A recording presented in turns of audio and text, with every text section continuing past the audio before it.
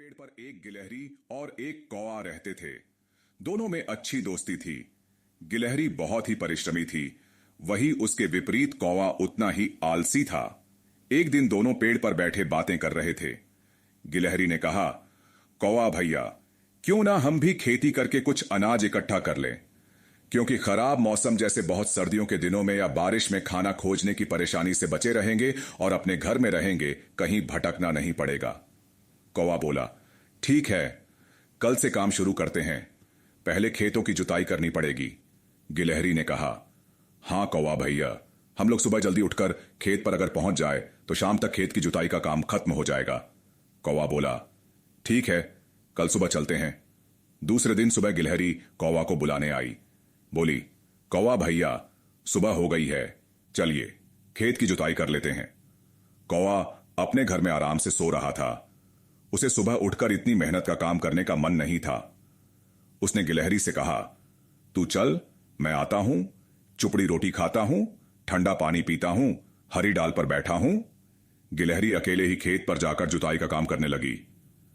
शाम तक जुताई का काम हो गया, लेकिन कौवा शाम तक भी खेत पर नहीं पहुंचा। दूसरे दिन फिर गिलहरी कौवा को बुलाने आई। बोली, कौवा भैया, चलिए खेत की जुताई हो गई है, अब बीज डाल देते हैं। गिलहरी की बात सुन आलसी कौवा बोला, तू चल, मैं आता हूं, चुपड़ी रोटी खाता हूं, ठंडा पानी पीता हूं, हरी डाल पर बैठा हूं। गिलहरी फिर चली गई और अकेले ही खेतों में बीज डालने का काम भी कर ली। कुछ दिनों बाद गिलहरी फिर कौवा को बुलाने उसके घर गई। बोली, कौवा भैया, अब तो खेतों में बीज भी उग गए हैं, उन्हें पानी देने चलना है। फिर आलसी कौवा बोला, तू चल, मैं आता हूं, चुपड़ी रोटी खाता हूं, ठंडा पानी पीता हूं, हरी डाल पर बैठा हूं। गिलहरी बेचारी फिर अकेले चली गई खेतों में पानी देने। कौवा इस बार भी खेतों पर नहीं गया काम करने के लिए। कुछ दिन बीत गए। एक दिन गिलहरी फिर से कौवा के घर गई।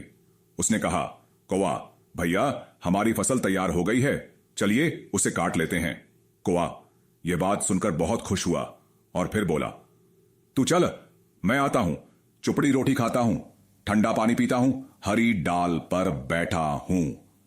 गिलहरी फिर से खेतों में फसल काटने चली गई और अकेले ही सारी फसल काट डाली। कौवा फिर भी उसकी मदद करने नहीं आया।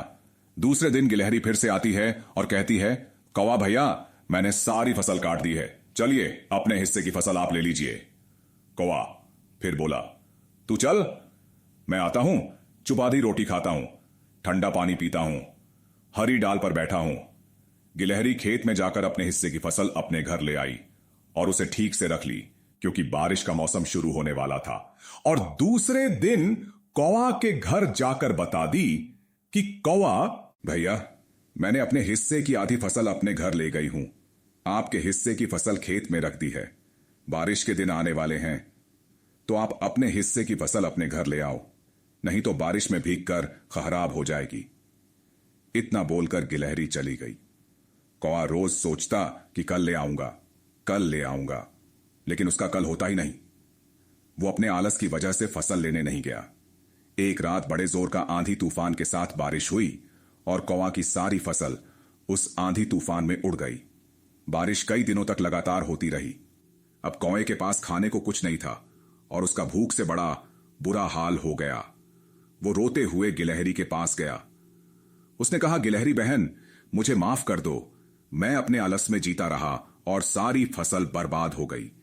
मैंने ना तो तुम्हारी मदद की और ना उस फसल को ही घर लाया जो तुमने खेत में मेरे लिए रखी थी। मैं कई दिनों से भूखा हूं, इसलिए तुम्हारे पास आया हूं मदद मांगने। गिलहरी ने पूरे दिल से कौवे का स्वागत किया और उसे खाना भी खिलाया। कौवा अपने किए पर बहुत पछता रहा था। उसने गिलहरी से कहा, बहन, मुझे माफ कर दो, अब से मैं यह आलस करना छोड़कर तुम्हारी तरह मेहनत करूंगा, ताकि खराब समय के लिए कुछ रख सकूं।